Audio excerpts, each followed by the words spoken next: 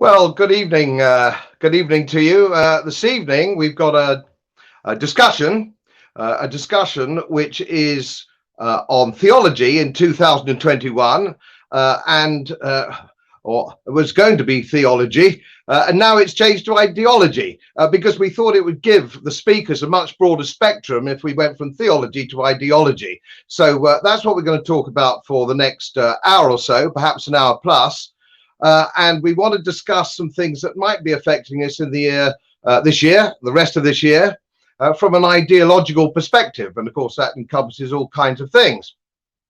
And I've just made a note of them to help the speakers kick off. And there's some things that are coming now to the fore, or they're not, which perhaps are a little bit new or certainly developing in more recent years.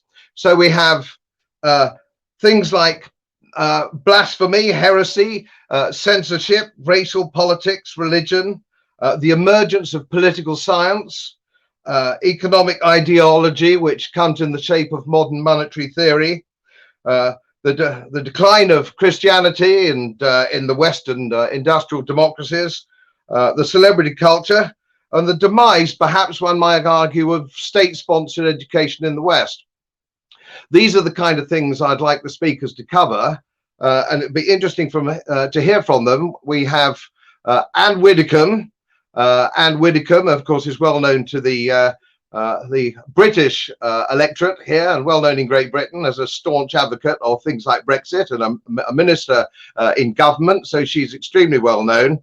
And also known for being fairly outspoken, thank goodness, on programs like this. And of course, on the state side, the other side of the pond, Professor Lawrence Krauss, who's also very well known his side, perhaps not quite so well known on this side, but still has plenty of following. And he's going to add to the mix as well. So I'm going to leave it mainly to them, and I'll just guide them back if I think we're going off message and what we need to talk about. But I'm not going to do much interrupting, and I'm going to try and make sure everybody gets a fair crack of the whip. So what I'd like to do is ask them to just briefly introduce themselves, just a thumbnail sketch for those people who don't know the speakers, and then not picking in any particular order, I'll just chuck a few of those things into the pond again and see if people want to pick up and run with it. So, Anne, just tell everybody, perhaps stateside, a little bit about yourself. Sure. I'm Anne Widdecombe. I was a minister in the John Major Conservative government, and then in the shadow cabinet when the Conservatives went into opposition. I then, in 2010, I retired from politics, I thought, and did things like Strictly Come Dancing, which stateside is Dancing with the Stars. But then Brexit came up, and I got more and more frustrated with the seeming inability and indeed unwillingness of the establishment, not just the government, to actually implement the results of the 2016 referendum. And my frustration reached such a pitch that I actually re-entered politics for the duration of the Brexit argument, and I became a Brexit Party MEP. I'm now retired again and hoping to go back to frivolous things like, well, I won't be strictly again, but that sort of thing. I'm now retired again. Now, I believe that we have always, in this country certainly, and indeed in pretty well most countries, had a state-imposed ideology. Now, historically, of course, that was theological. The debate was largely about the next world, but it was characterized by an insistence on purity of thought, on purity of view. And if you strayed from that particular prevailing orthodoxy, then in centuries gone by, you could be in severe danger. You could actually be burnt at the stake for it, but you were not allowed to deviate from the state-imposed ideology. Now, and of course, the climax of that, if you think about it in theological terms, was the Spanish Inquisition. I would submit that the only difference between then and now, between the Spanish Inquisition and the social media British Inquisition, is the absence of physical torture. But the view that you must conform, you must hold this view, and if you don't, then you've got to be cancelled. Now, being cancelled now doesn't mean being burnt at the stake, but it can mean that you can't work. And you can't even work on things that have no relevance to your views at all. And I mean, I think the rather obvious example of this in recent months was that of J.K. Rowling, hugely successful children's author.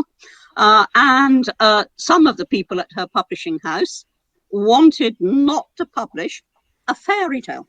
I mean, a fairy tale that she had written, because she had the temerity to say that she believed that men were men and women were women. Now, purity says you mustn't think that. You've got to conform to the transgender ideology. And if you don't, then there will be a modern witch hunt, and you will be cancelled. All sorts of things now come into that. Climate change, for example, scientists who might have issues, not necessarily with the whole concept that the Earth is warming, but they might think that, we're overstating the significance, or that we're not approaching it in the right way, or that there's something else we could do. Those scientists are effectively silenced. The same thing happened over COVID. There are scientists who actually think that masks, for example, were not terribly helpful. They've been silenced. And what I believe is, by all means, have a view, but nobody should be obliged to affirm, under threat of their livelihood, something that they don't actually believe. We should all be able to say what we believe, whether it's in tune with modern thought or not. We should all be able to say what we believe and to argue it or discuss it, as we're going to be doing tonight. But that is what we should do. Now, that's a terribly quick cant around the course. But in summary, I think that modern social media is the equivalent of the Witchfinder General. Now then, Lawrence, what's your view on that? Pretty articulate statement. Well, let me first introduce myself, and then I'll let me comment on that. Since it's true that Anne is a household face in England, and I'm probably not. I'm a theoretical physicist and cosmologist, not to be confused with cosmetologist, as has sometimes happened. I've studied in my research the beginning and end of the universe and many of the things in between for many years. But I've have a public profile which has been fairly large over the years, initiated probably by my writing. I've written popular books, 11 of them now, and some of them, A Universe for Nothing, for example, was recently on the New York Times bestseller list. My most recent book was The Physics of Climate Change, so we can maybe talk a little bit about that. That just came out.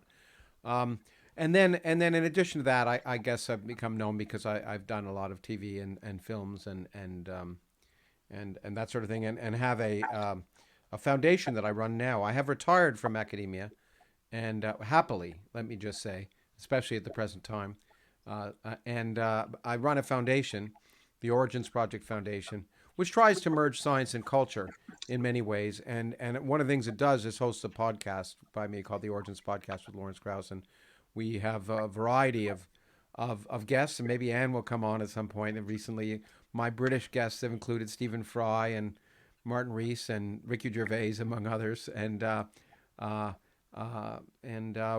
try to have discussions of those ideas that are at the forefront of the 21st century, the challenges we address.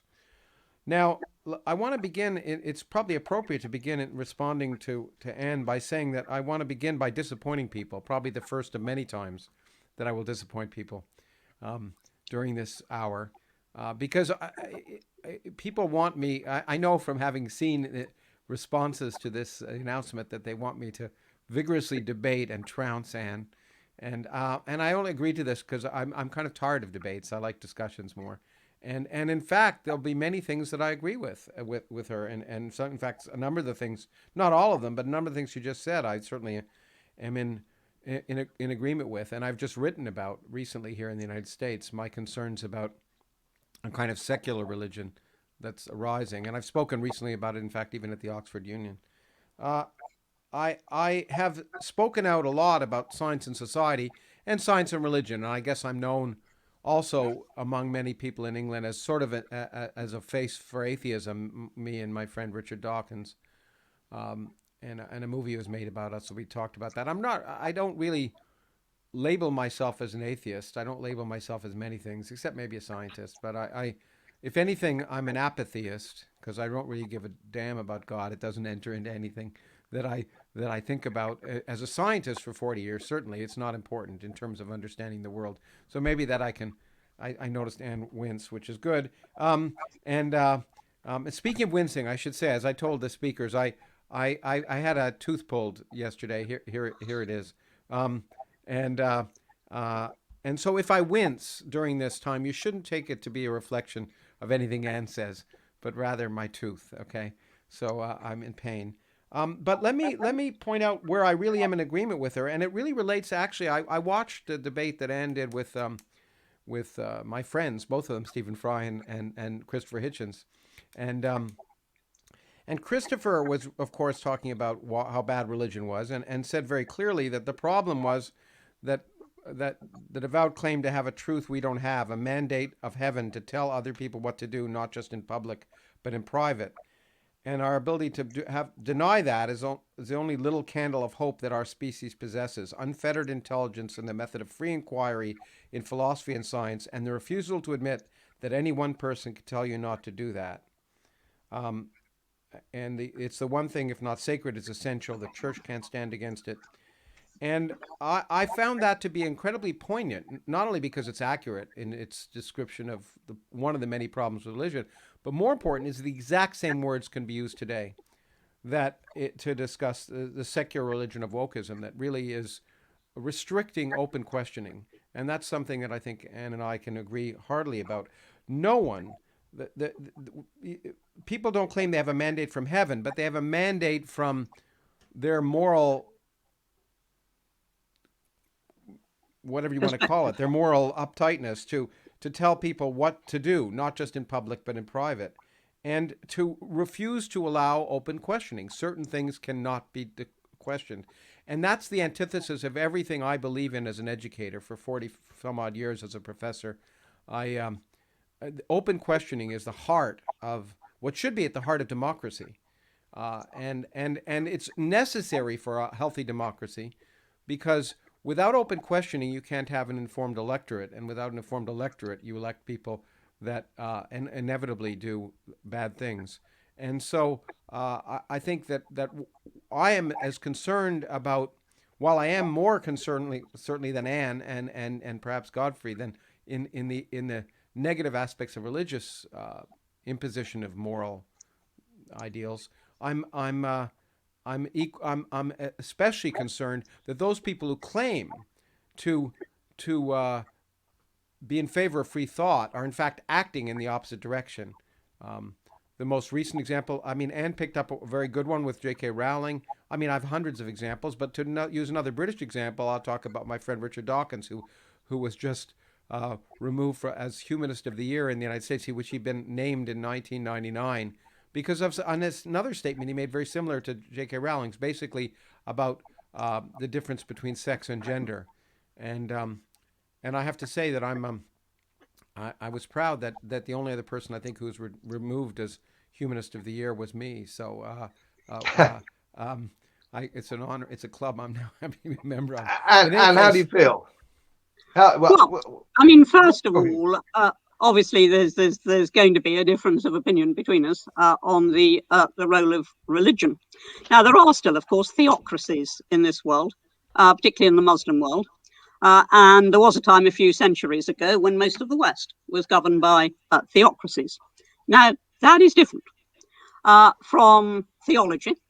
I believe what I believe. I don't oblige anybody else to believe it. I don't try to force anybody else to believe it. I certainly would never assert that somebody should affirm what I believe just because I actually think that would be rather good for their soul.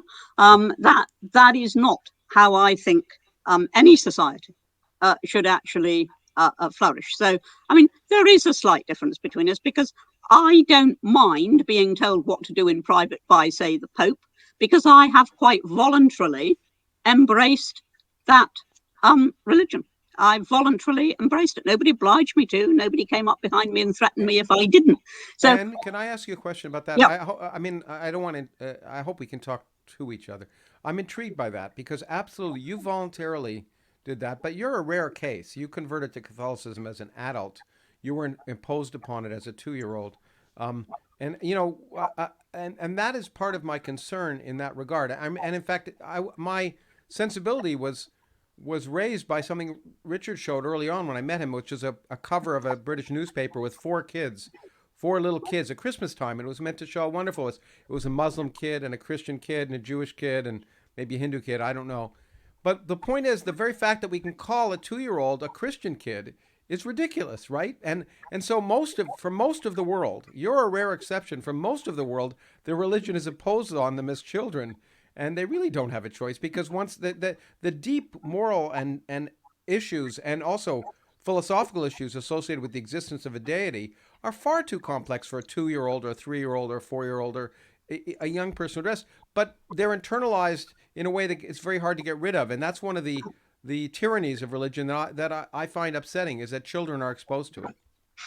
If it was so very hard to get rid of, you wouldn't have the regrettable number of lapsed Catholics, which there are right across the globe. But they all feel guilty for being lapsed, so they all feel guilty. But one does hear about Catholic guilt complexes, yeah. Yeah, but exactly. I actually disagree with you on the instruction of small children, because I think the essential thing with children is always that you give them certainty. And as they grow older, you allow them that much more freedom to question the certainties.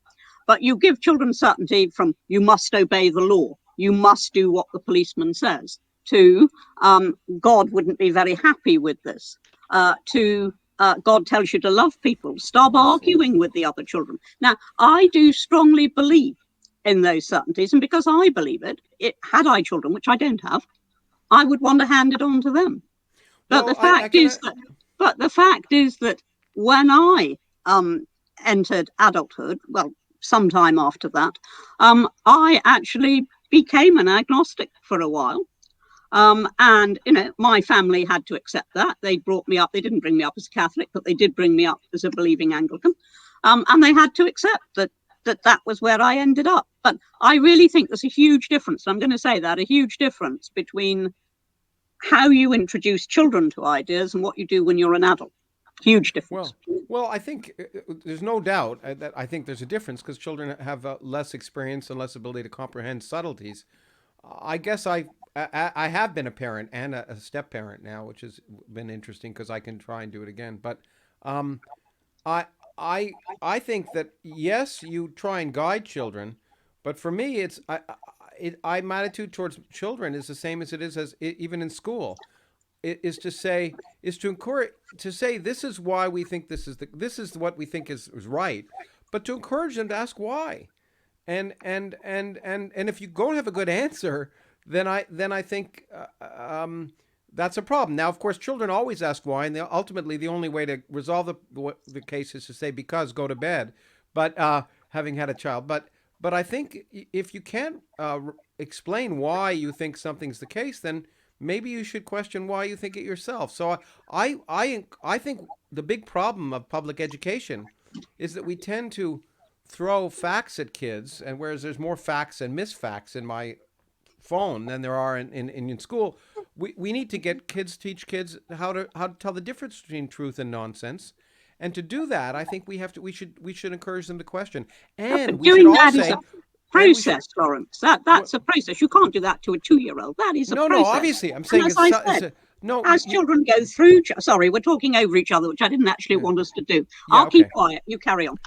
Well, no, your point is well taken. There's a process by which, obviously, the level of explanation you can do to a 2-year-old is very different than to a 5-year-old and to a teenager. So we agree about that. I just think one should be willing to encourage a child from whatever age to ask questions, and I also think we should encourage parents and teachers and it's harder for politicians, I must admit, to say I don't know, because that's so important. I have. No. And it's really important, and I applaud you for that, because it's really hard in public. And I know as a scientist who's interviewed by journalists all the time, they want you to give certainty to things. They want you to say, "Isn't this the case?" And you say, "Well, we're not certain," and they hate that. But I think it's wonderful not to know because it means there's something left to learn. But I do think we should encourage questioning, and I don't think there should be any Can I anything just that's not very subject to quickly questioning. interject here on those points that you make, Lawrence? And that is, does this apply? I think we'd all agree that questioning, children questioning, young people questioning is a good thing. Critical thinking is a good thing. But from what I've heard so far over here, and I can only speak for Great Britain, everything you've said about religion in this country now applies to environmentalism. Yeah. And so consequently, the new heresy, the new blasphemy is the challenging the status quo that we have. So, for example, I don't know whether on your blog site, Professor, you have other top international scientists who take a different view on things like climate change. Professor Ian Plimer. I mean, there's a list as long as your arm. What we tend to do is we get teenagers and celebrities on these shows. What we don't get is other scientists. So are you practicing what you preach in this view? Okay, thank you. And I'll answer, but I do want Anne to jump in. I have a tendency to, I don't want to monopolize this. So, but I'm amused when you say that because, in fact, while I've actually been in debates about climate change with colleagues whose names you may know on stage. I don't like to debate things that are fundamentally, just like I was pointing out before the program, that I don't debate whether the Earth is 6,000 years old because it's not worth debating. So I think what's entering in to discuss rationally the science important, and that's why my last book is just about the science, not science policy, just about the physics behind climate change. But I have found the exact opposite of what you say, that I have never gotten more angry responses from the public, from many members of the public, about anything other than, even more than religion, even more than atheism, when I bring up climate change. I don't think there's in any way that people feel it's blasphemous to argue against climate change. Rather, I know from many of my climate change colleagues who've been harangued for many years that there is a gut emotional response, probably based on the feeling that everyone thinks scientists are liberal, puppets, and therefore presume that if scientists say something about the climate, that it must be political nature. I understand your point that it's an incredibly emotional issue that's become politicized, and that's unfortunate. And I'm sure there are and I know I've had colleagues, friends of mine, Freeman Dyson, who I used to debate with a lot, and I've just written an article against another colleague who's got by the way, speaking of blasphemy, he's got a book coming out called Unsettled in the United States, which is number 2 or something on Amazon. It's arguing against the sort of consensus, if you want to call it that. And I've written about that, so I think it's important to have a rational discussion, but you can't have rational discussions in public about issues that have become politicized, unfortunately. Well, I think you'll find in this country that the opposite is the case. I mean, for example, Nigel Lawson, who wrote a book called An Appeal to Reason, which argued against a lot of not all, but a lot of the orthodoxy on climate change, and queried whether our approach to it was sensible or not. He was interviewed on a big mainstream media program, and there were immensely huge protests that he could even have been interviewed. And that is part just of the current culture. Yeah, that's part. I agree. That's reprehensible. I like to have people who are notoriously wrong speak out, because then you can explain why they're notoriously wrong. Well, and the physics of climate change is well established. It's 200 years old, so there's really no debate about it. I share that view. I share that view. You see, I think, for example, and I agree with you, I'm not going to debate with somebody who thinks the Earth is flat, because the Earth patently isn't flat, and there's nowhere to go. You've used creation. I agree. I mean, I don't think. What's worse is by debating them. Especially if they're reasonably eloquent, you give them the public, who are well-meaning, think, well, it's he said, she said, and you give it a whole new forum. If so, ideas. That I think is where we now very sharply disagree. I mean, the reason I don't debate with a flat earther is because I think it is just too entirely stupid. It's not because I'm worried that he's going to convince people. But now let's take a much more emotional case. Let's take Holocaust denial. There are those who say you must not debate it at all because that does what you've just said. You know, that means that people will be exposed to these arguments and they might think they're true. Whereas I take the opposite view and say this needs to be destroyed, this debate. We need to actually show that the Holocaust did happen. Well, we don't need to show it because it did, but we need to destroy the argument which says it didn't. And it's actually relatively easy to destroy. And if we can do that, that to my mind is much more productive than having a silence on the issue and then having people whispering behind their hands, well, there must be something in it because we're not allowed to discuss it. I therefore think it's the opposite. You see, it's the opposite of where you are. Well, no, I don't think it's the opposite at all. I just meant there's certain individuals who make a living debating that I won't debate because that's what they do, and so I'm happy to have an honest discussion. And I agree with you. That's why I've debated alien abductions and religion. And I think it was important. I enjoyed that Intelligence Squared debate because I think Stephen and Christopher did what they needed to do. And I think that when it comes to the Holocaust, I just sent a tweet out about a very sad case in the Islamic world about an Islamic scholar who's just sentenced for 3 years for suggesting that there were certain things in the Quran that were not literally true, and sentenced to 3 years in prison for saying that. And I said, nothing is sacred. Everything's open debate. And you know what I got? A lot of people saying, what about the Holocaust? And I said, look, people are allowed to say the Holocaust never happened and allowed to say the earth is flat. They're allowed to be wrong. And it's really fun. In fact, I've actually been on programs about a flat earth because I love coming up with new reasons to demonstrate why the earth isn't flat. There was a conference of 200 PhD... You don't have to demonstrate. No. You just get the shots from outer space. They all come up with, believe me, just like alien abduction people, you're not aware, Anne, people come up with these pat arguments against shots in outer space. Well, NASA's faking it. So I love to come up with new arguments all the time. And it's the same for young Earth, and it's the same... So I do agree that you should be allowed to be wrong in public, and you should be allowed to be... Can I just suggest, just interject very quickly here, can I suggest that the strategic argument, getting back to climate change, nobody I've ever met or heard denies that the fact that climate changes and has changed for millions of years. The debate that's not being allowed is the reason. And that's what in Great Britain we have not seen on mainstream media at all, a debate between scientists who disagree on the reason. Everybody agrees that the climate's changing.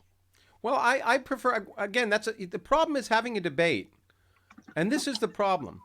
If you have a debate, it makes it seem like there are two sides to an issue, where in many issues of science, one side is just wrong.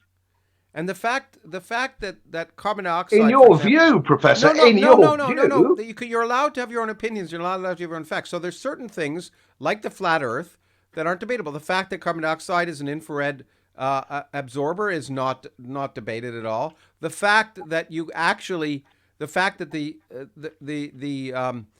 carbon dioxide abundance in the Earth's atmosphere has changed more in the last 60 years than it has in the last million years is a fact. The fact that you can actually measure the radiation flow into the Earth and out of the Earth is a measurement. It's not opinion. And you can see that there's a net flow of about between 1 to 3 watts per square meter down to the Earth that's not being radiated up, and that's called radiative forcing. And it's simple physics. Energy in equals energy out. If more energy is coming in then it has to go into heat. Now, there are details that are certainly not understood.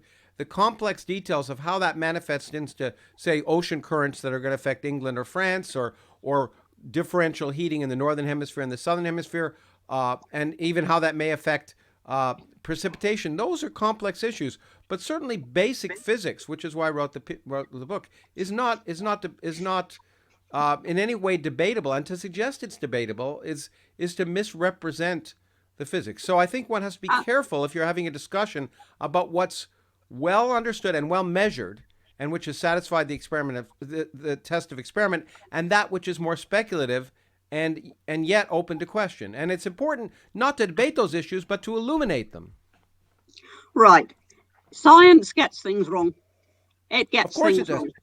And the great thing about science is it's self-correcting. When it gets things wrong, it gets corrected, because there's no greater way to fame as a scientist than proving your colleagues wrong. Right. Can I have a go for a moment, please? Yeah, Thank you. Okay. Scientists get things wrong. They quite often actually get things wrong. And they make pronouncements which are considered gospel, if I can use that expression, for years, sometimes decades on end. And then suddenly they're discovered they're wrong.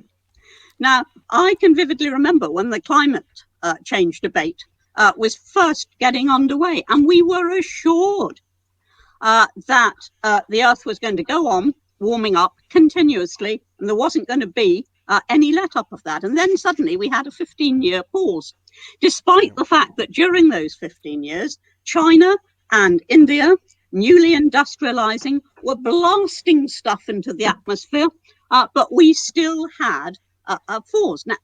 Now, science got its prediction wrong. Now, you may explain it in retrospect. That's fine. We can all explain things. No, hang on. You had a long go. Now, we can all explain things in retrospect. But the point is that the prediction that was made at the time turned out to be wrong. No. Well, okay. Look, again, the problem is, where you get your facts. So, in fact, the prediction wasn't wrong. The prediction that the Earth has increased by about 1.3 degrees since 1900 is exactly the prediction that you would come up with actually almost from first year physics. The pause you're talking about, in my book, I actually try and show the data because I think it's really important. And in fact, there's been a monotonic rise in temperature. Of course, there's local fluctuations. The question is what temperatures you're talking about, where and when. But the global temperature of the Earth at the Earth's surface has continued to rise. And the fact is it's hotter. It is about 1.3 degrees hotter now than it was in 1900. And that's unambiguous. Well, and that generic prediction is exactly what you'd predict given the change in carbon dioxide abundance from 300 parts per million to 420 parts per million as now. If you plug that into a simple formula in physics, you'll predict on average a temperature change globally of approximately between 1.2 plus or minus about 0.03 or 4 degrees. It's exactly in accord with the fundamental predictions of physics. Now, there are always variations year to year, but in fact, what you're picking is when people. The problem is when people cherry pick data. You can always pick the data that if you want, that justifies what you're arguing about. Richard Feynman, a very famous physicist, once said, if you're doing science, what you do is to try and, if you have an idea, try and prove it right, but try and prove it equally hard to be wrong. You're not allowed to just pick the data that reinforces your idea, and too many scientists do that. And to agree with what you said, scientists often speak out, myself included, and we should realize that scientists are people. It's a secret that we don't let on. And therefore, scientists have biases and other issues. But the science, ultimately, the whole process of science, of questioning, of testing, of reformulating ideas, testing again, it's not whether you have a PhD, whether you're a member of the Royal Society that determines whether you're right or not. It's whether your predictions agree with observations. And ultimately, that wins out in the long run. So you and I could debate this question ad nauseum. Ultimately, the Earth. And can I cut in here? And can I just ask you, as a minister, as an ex-minister, very close to government, certainly in Great Britain, why? I mean, I have a friend of mine, he's Professor Ian Plimer, and he would agree with everything that Professor Krauss has said, but he interprets it differently. Now, the question is not to have a debate on this about this at this time, although that might be good another day. The point is, and you were close to government. How can it be that we haven't had, given that thousands of top scientists across the globe don't take that view, they think climate change is about for different causes, different reasons. Why can't we have that debate? We can't have a debate about climate change. There's been no serious debate about medical science on COVID. Why do you suppose that this has been buried, the medical science, climate science in general? No debate is allowed, no dissent is allowed. And at the beginning, I did say at the front of my list was blasphemy, heresy, and censorship. Yeah. And it's all these things that we seem to be facing on these things. We can't have a debate because nobody knows anything else. They don't know about it. Everybody's stupid except the establishment view. Why There's lots can't of we debate just there. have an international, certainly a national debate in Great Britain, and let people make their own decisions on what they hear? I couldn't agree with you more. I mean, to me, the essence is to have that debate. And at least to show that, there is some measure of disagreement, because at the moment the whole world is proceeding on the basis that there is only one possible answer. I mean, I think that debate is very important. Now, you ask me about government. It isn't just government. I mean, why are all these other things at the moment, transgenderism and all the other great woke pronouncements that we've all got to sign up to, why are they being so vigorously imposed? Well, it's not by government. It really isn't. Government isn't saying to J.K. Rowling, you can't say that. Government isn't saying to me, I can't say that. Government isn't saying that to anybody. It Well, isn't government. It's social pressure. And that was why I came in by saying that, modern social media is the equivalent of the Witchfinder General. It's social pressure now. You must not go against the grain. Now, I think, and Lawrence will really hate this, but I think there's another factor playing into the climate change debate in academia, which is that now there is a huge amount of money invested in climate change research, which I think people would be very, very unwilling to lose. And when I was actually asked by a German TV if I would do a program examining climate change. The first thing I said was, I want to look at the money. And they said, oh, no, you can't do that. And yet that is, and therefore I wouldn't do the program. But therefore, that is one big factor. I think there's an awful lot invested in this now. But don't just talk about government. It's social media which stifles debate. It's social pressure which stifles debate. How many times have you heard somebody say, and maybe Lawrence in the States hasn't, but we certainly have over here, how many times have you heard somebody say, oh, but you can't say that now, when they've expressed an opinion, and they follow it up by saying, oh, but you can't say that now. Why the heck shouldn't you say that now? Well, again, this is an area where we agree strongly. But I would let me say that there has. I mean, in spite of your claiming that there hasn't been debate, and in governments there haven't been, there's endless debate on the pages of newspapers about climate change, and in government. We just came out of 4 years in my country with the only at that time the only major party that didn't accept the reality of climate change, including the president in the United States. So to argue that somehow these notions are being, that notion in particular is being suppressed is not true. There are debate. Unfortunately, the debates take place between two political parties, neither of whom bases their arguments on reality. I mean, obviously the climate deniers, the extreme climate deniers are not basing their claim on reality, but to make it clear, and I've written this, there are people on the left who say, oh, the world is going to end in 12 years if we don't, and our children are going to die if we don't do something. That's equally nonsensical. And unfortunately, the debate has become so polarized that it's between those two sets of groups, each of whom has no interest in what's actually real, but has an interest in playing up to their own constituency, and it's on the left as well as the right, in order to get elected. I was once on a program in Australia discussing climate change called Q&A. It's a big program in Australia, and maybe Anne's done it if she's ever been there. But and there was a senator, and we discussed climate. And at the end, after the program, I went up to him. I said, look, I'll spend an hour in your office bringing you some data so we can talk about this, because he was a client denier. And he said to me, he was open. He said, I don't care what the answer is. My constituency wants me to say this, and I don't really care what the answer is. And so in politics, look, I'm sure you're not that way, Ann, but in politics and in the media, there's too much of that in order to sell papers, in order to get TV programs, you've got to have this violent disagreement, and it becomes polarizing. Now, Lawrence, what Anne said is absolutely right. Lawrence, hang on a minute, Lawrence, because I think one of the problems here is you're talking from the American perspective, where you have got a difference between the parties on this issue. In Britain, there's a complete consensus between the major parties on this issue, consensus that, you're apparently a nutter if you want to take any issue with it. Well, I think and the only argument is, how fast do we go? Well, I think that, look, it's a problem to say someone's a nutter if they want to take issue with something, if they're reasonable. And so I agree with you that kind of suppression of discussion is always bad. In the case of climate change, I think that the argument is that we do do need to address this issue in a rational way. And we can have a separate program in climate change. No sense debating it here.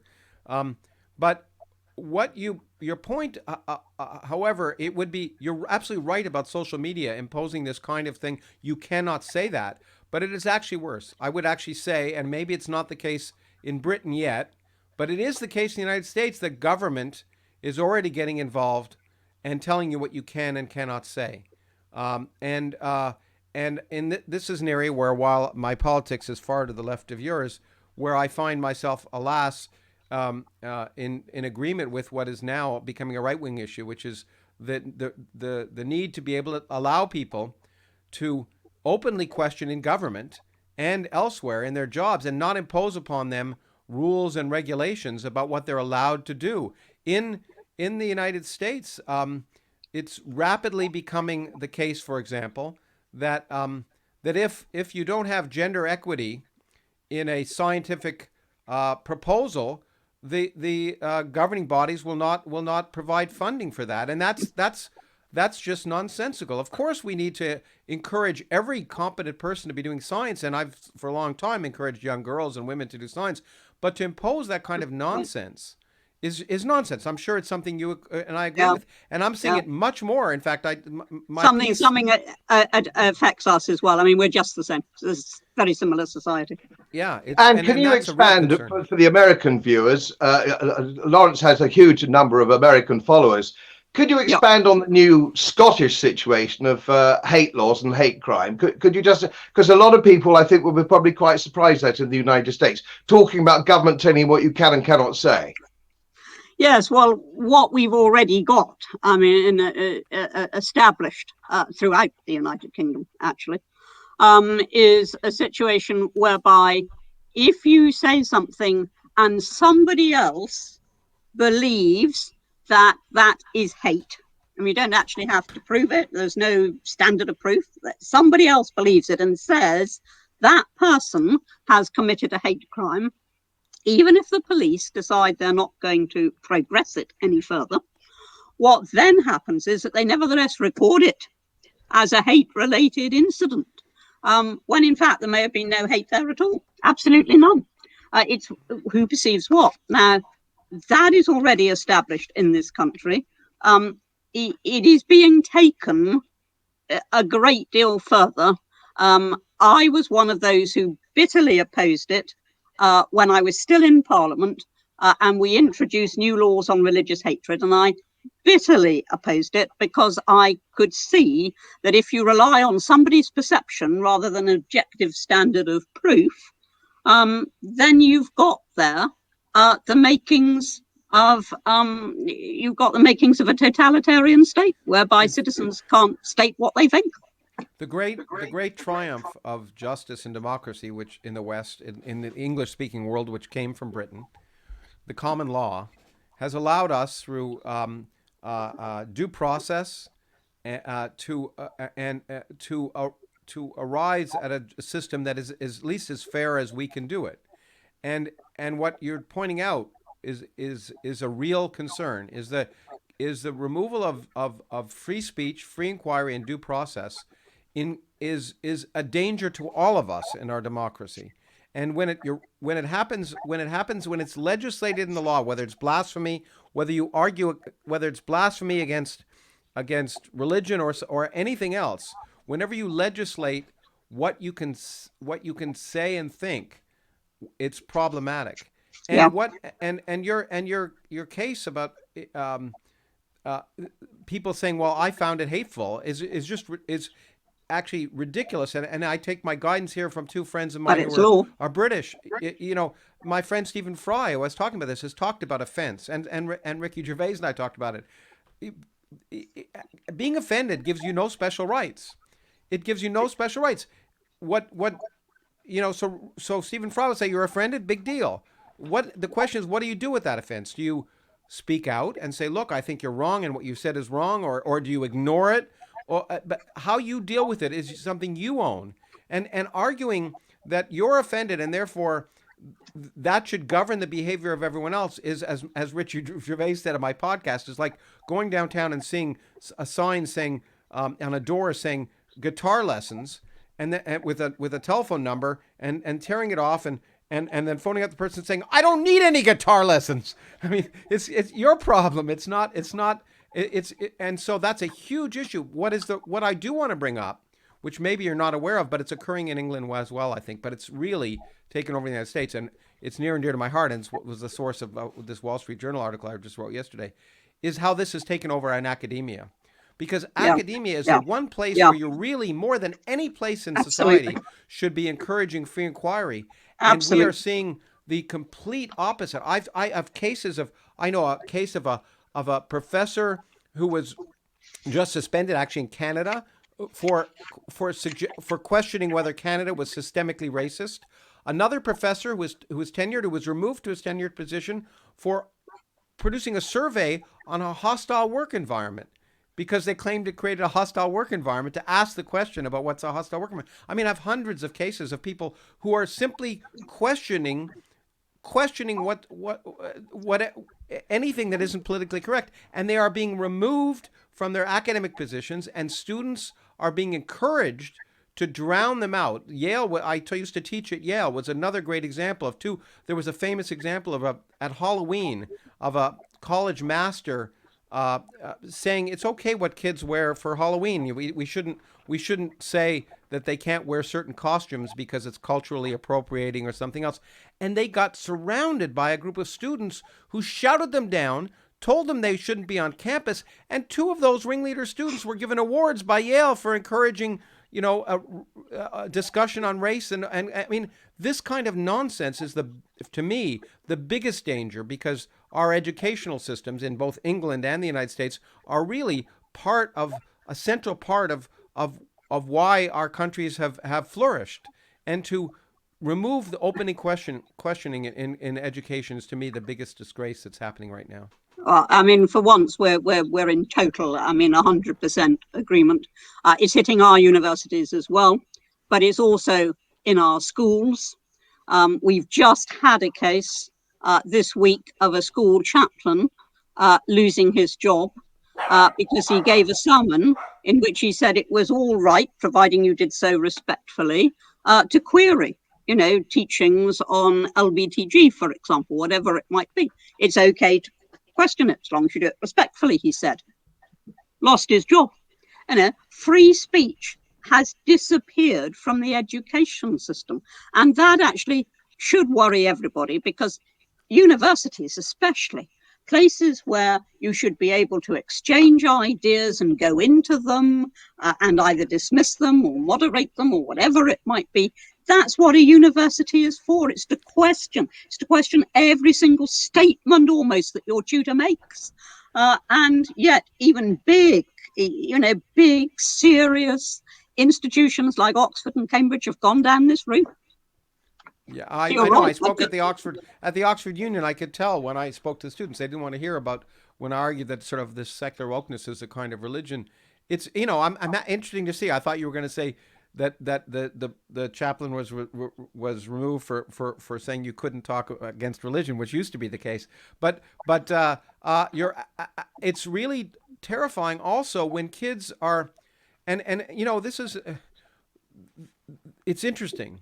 When the words in my country right now, Martin Luther King's words about judging a person by the quality of their character and not the color of their skin would be considered racist, and that's terrifying. There are people who basically say, you're looking at me like, how could that be possible? Because there is an ideology in our country which says that if you argue that white people are generically racist, and white supremacy is intrinsic in our society, and if you don't argue that, then you are racist. So if you argue that in fact we should, or regarding gender, that we should promote on the basis of merit at universities, and try and encourage everyone of quality to reach the maximum of their potential, which is the best thing you can say.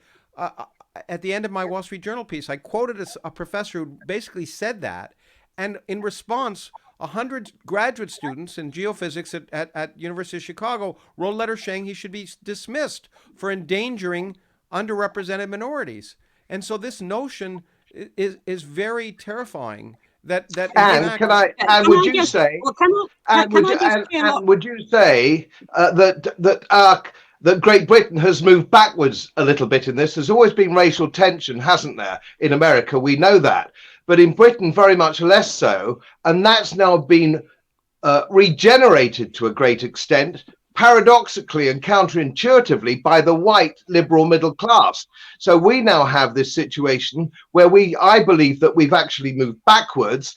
And for example, to just illustrate that point for Lawrence, he won't be aware of this, now it's almost impossible for a white actor to get a job on commercials on television. It's now 80% black, and I've done a survey on this. We now have a massive selection procedure based on the skin color of the individual. And of course, Morgan Freeman and a lot of black people in America are saying this is ludicrous, this is ridiculous, judging people, gone backwards by judging people on the color of their skin. And it seems to me, Anne, this has come back to Britain. Well, just let me cheer Lawrence up for a moment when he talked about what he could sense in the audience at the Oxford Union. I spoke at the Oxford Union along with Toby Young, who's formed the Free Speech Union. And we spoke on free speech and made the case for free speech. And I was convinced we were going to lose because no platforming is so popular in the universities. We won by hundreds. We won hands down. So take heart. There are quite a lot of young people out there who do believe in free speech. But let me go back now. Except when people are all people are in favor of free speech, except when it appears to be something that offends them. It's always interesting to see how that's the case. Oh, everyone is in favor of free speech, but the minute you say something that people think is incredibly offensive, suddenly their views. When of course the whole point of free speech is to guarantee speech you disagree with rather than speech you agree with. But go on, Anne. I'm sorry. Yeah, I did, and just on that score, I mean, it's a bit like being a Christian. Forgiveness is easy until you've got something to forgive. And so your point on free speech, I think, matches that. To go back to what Godfrey was talking about, it is quite true now. I mean, I thought we were making very good progress as a multiracial society.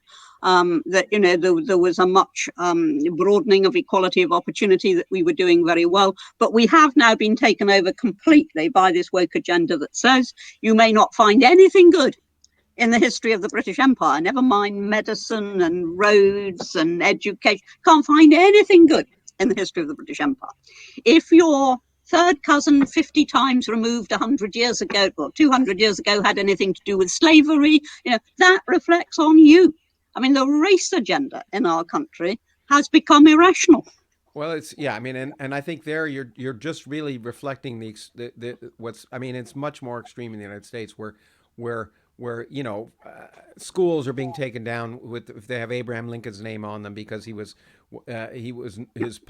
rightfully during his policy as president, the treatment of Native Americans was abysmal, but it was a different time. I think you're correct that denying history is the wrong way of doing it.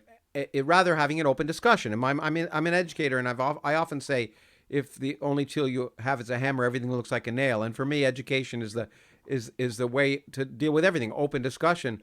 I think that it is absolutely what one cannot deny is that racism has been a part of the American history for a long time and continues in many ways. More economic racism, the fact that people are impoverished and therefore are not given, don't have the opportunities in K to 12 education to be able to flourish in university is a problem. And I'm sure, in spite of what, and British society has been notoriously racist. If it hasn't been for India, it's been somewhere else.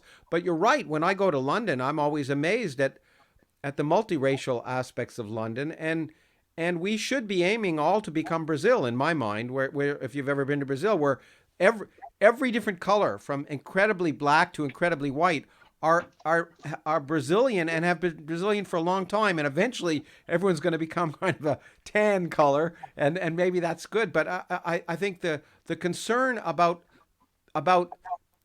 not discussing the present, but denying the ability, the claim that the past is offensive, and therefore the people of today have to apologize for the sins of their forebears is just as ridiculous as the religious notion that we all have to make up for the sins of Adam and Eve. It's the same nonsense. Well, I'm not going to engage with you. You tried I very couldn't hard then resist. to sidetrack me onto an argument about original sin, in which, Of which course, there isn't. Yeah. in which, of course, I do entirely believe. But You're totally I wrong. think I think you're Okay. wrong. But that's our free speech, isn't it? Yeah, That's what it's absolutely. about. But there is something else going on in this business about looking backwards. There is now a view that the people who then lived should have had the same moral outlook and degree of empathy that we've got now, as if the human race hasn't developed. It should always have been what we are now. And I did actually say at the Oxford Union, I said, you be careful, today's credo is tomorrow's heresy, and when you're older, you're going to find that people are actually rejecting as unthinkable things that you think are all right now. And humans develop, and it's ludicrous to suppose that at the height of the slave trade, and there were people who were questioning it, and they eventually prevailed. But the vast majority of society won.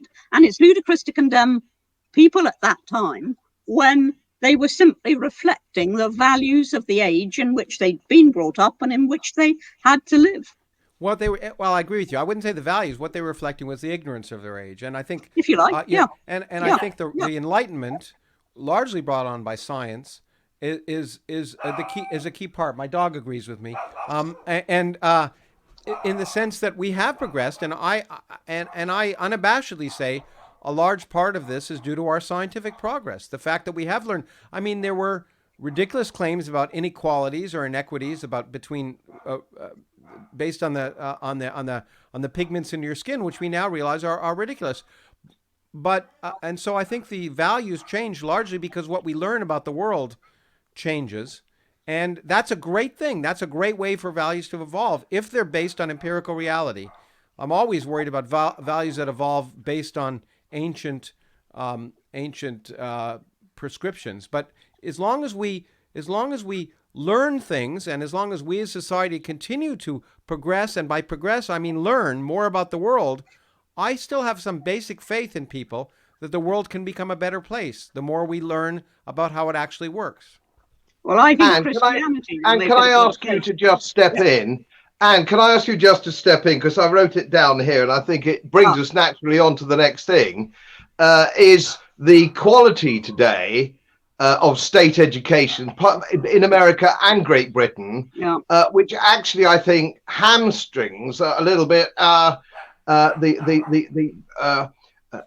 educational system for which we actually built the last 100 years on up until quite recently. And in Scotland, if I may use Scotland as an example, I'm sure Anne would agree, and probably you would, Professor, as well, that the education system in Scotland was, generally speaking, much better than almost the rest of the world. And it was the education system, of course, that gave us the Enlightenment and all these other things, and some of these great names, both in science and engineering and philosophy. Now it's been dumbed down, and I would argue that now the Scottish education system is no better than anybody else's, and they've all been dumbed down. And would you like to pick up that before we listen to see what Lawrence has got to say with state education in America?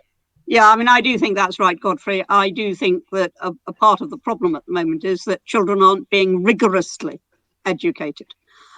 We've had a massive amount of dumbing down, grade inflation, prescriptive answers rather than discursive answers. I think the quality of education has a lot to do with it. I mean, education is useless unless it teaches you how to analyze and how to deduce. I mean, it is completely useless if it doesn't do that. It doesn't matter whether it's science or arts or whatever it may be. Those are the essence of an educated population. So I agree with you entirely, and certainly Scotland has gone downhill. And there's a lot of factors contributing to it. And the sad thing is, that is something that you can't put right overnight. It's been going downhill for a long time. To get it to go uphill again is going to take time. Well, there's some things I agree. Obviously, I can't comment on the situation there.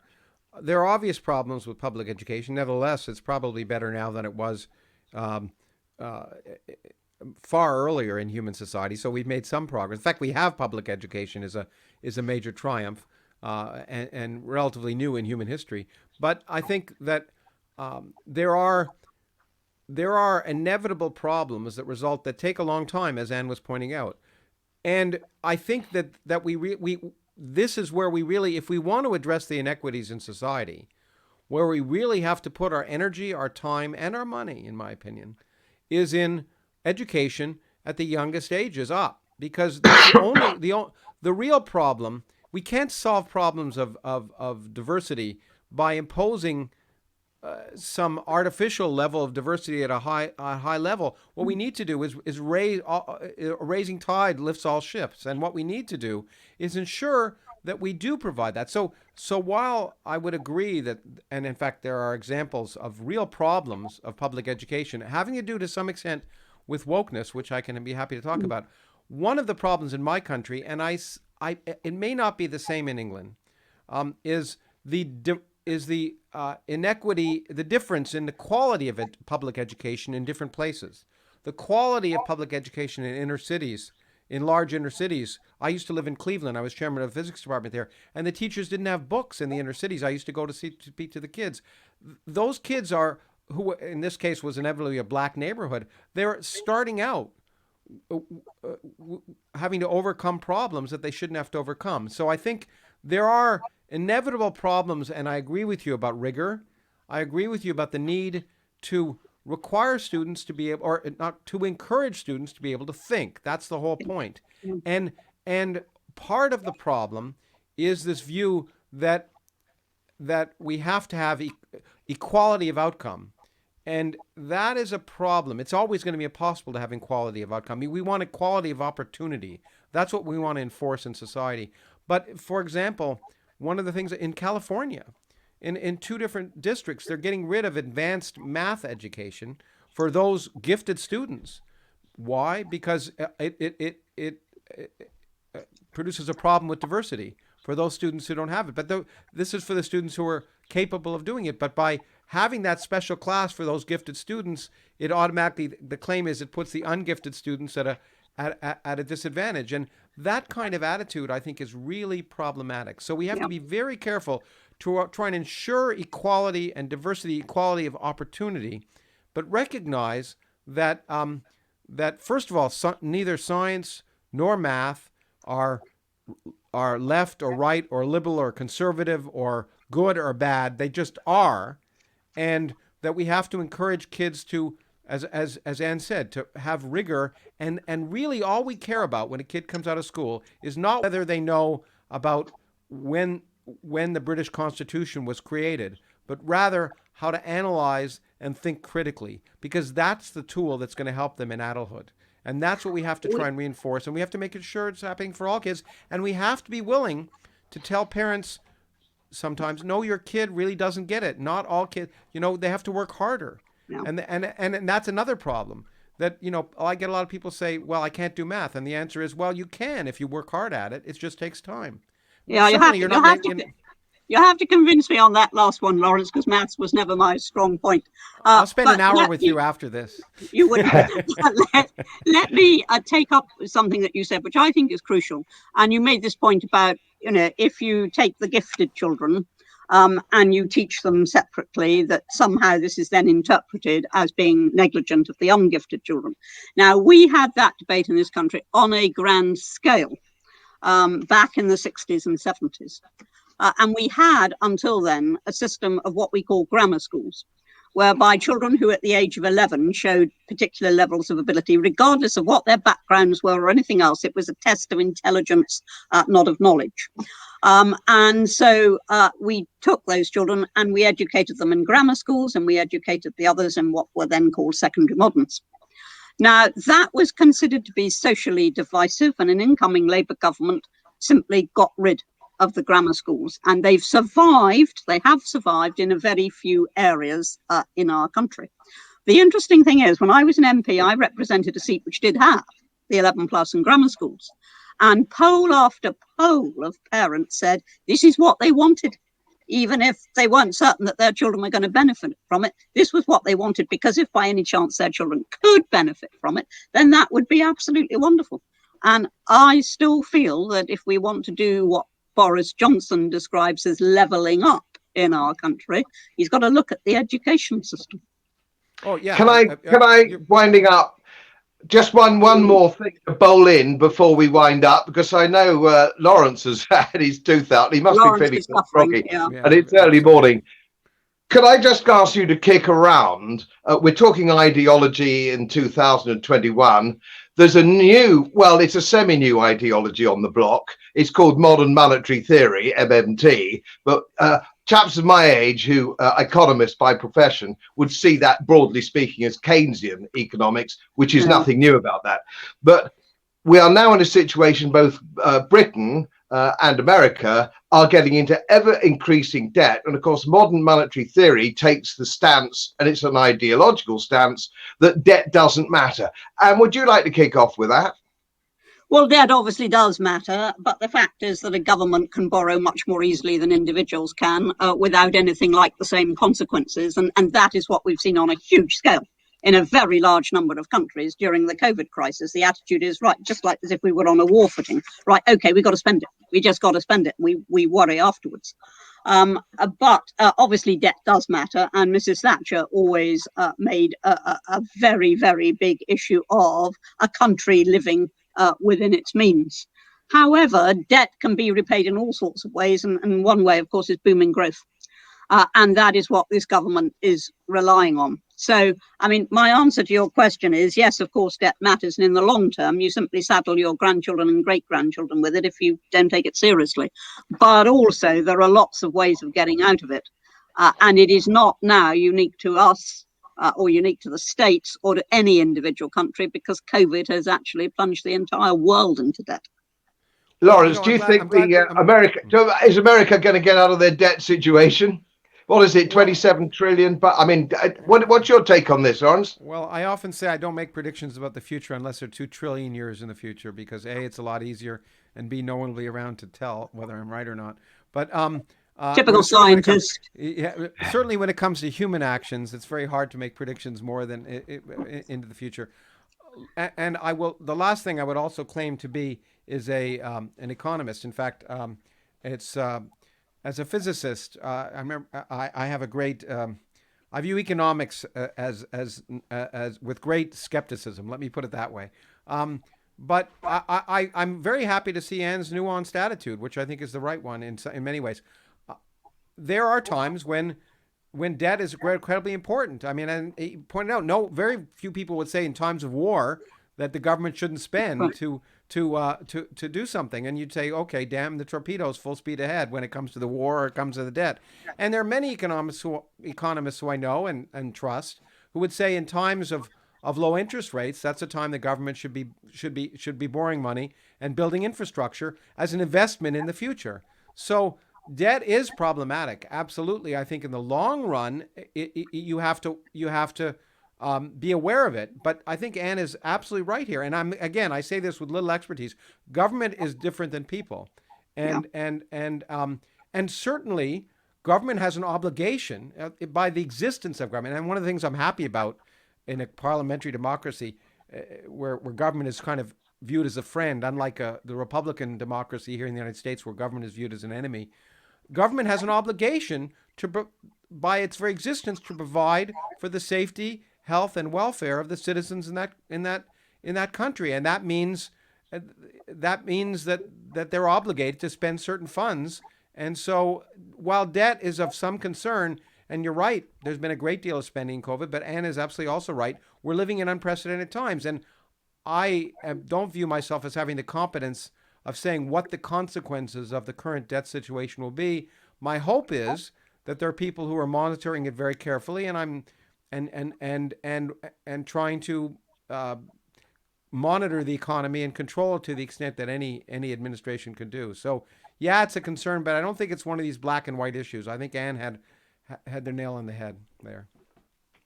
Well, I think that's probably it, isn't it? Everybody ready for a drink, and you're probably ready for your breakfast, Lawrence, aren't you? Well, no, I'm not going to be eating. I have gruel right now. Through a straw.